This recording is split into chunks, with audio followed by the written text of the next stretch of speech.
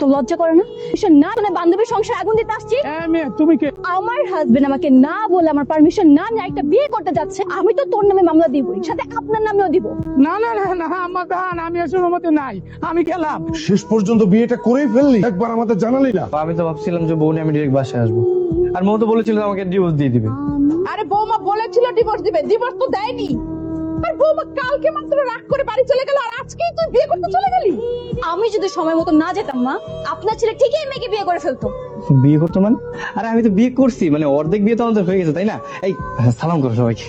এই কোথায় যাচ্ছিস তুই? সালাম করতে? সালাম করতে? হ্যাঁ, বের হ এই বাড়ি থেকে, তুই এখনই বের হবি, বের হ। এই কি ব্যাপার, এইভাবে হাত ধরে আছে কেন? মানুষ দেখলে কি বলবে? ব্যাপার কি বলবে? বান্ধবীর হাত ধরে আছো, মানুষ